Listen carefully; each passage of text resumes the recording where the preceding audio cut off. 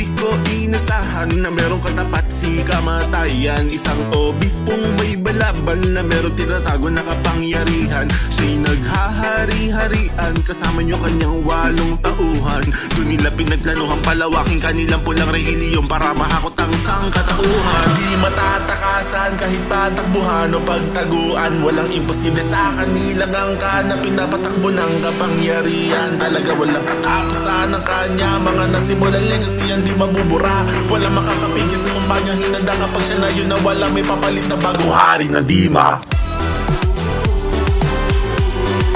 Hari ng Dima. Hari ng Dima. Hari ng Dima. Bagong hari ng Dima. Hari ng Dima.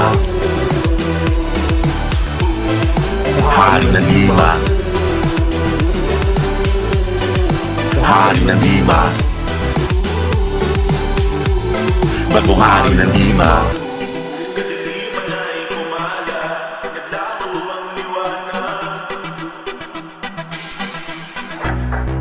Dito sa lungsod ng Dima di ka basta makakapasok ng walang nakakaalam. Kung sino man ang pinagpala siya'y nakakalamang. Kung sino man ang panghinaan ay mababaon lang. Buong lugar ay pinalibutan ng papabilog na harantila. Sementadong gubat na puno ng kahayupan. Yung pagiging violente kanilang nakasanayan. Patigasan ng sikmura kahit pa magkalaglagan. Marami na sumubok sa kanya kumalas. Usap-usapan sa paligid walang nakaligtas. Lahat ay kanyang pinatay, lahat ng ulo butas. Dito sa aking teritoryo ako lang ang batas. Kaya nga di nila alam kung meron pang natitirang pag-asa makakaligtas. Sa dala niya nakadili madiri matutumbasan ng ating mga samahan. Kung sa huli tayo lahat din ang magkakasubukan.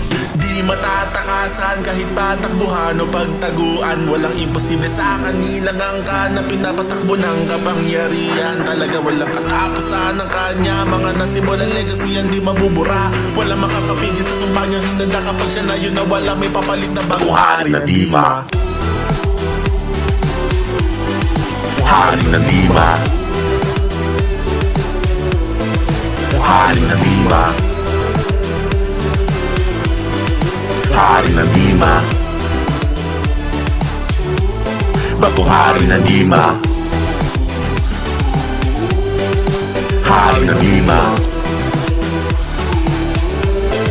Hari ng Dima. Hari ng Dima. Bagong hari ng Dima. Matatakasan kahit patakbuhan o pagtaguan. Walang imposible sa kanilang angka na pinapatakbo ng kapangyarihan. Talaga walang katapusan ng kanya mga nasimulan legacy ang di mabubura. Walang makakapigil sa sumba niyang hinanda kapag siya na yun na wala may papalit na bagong hari ng Dima.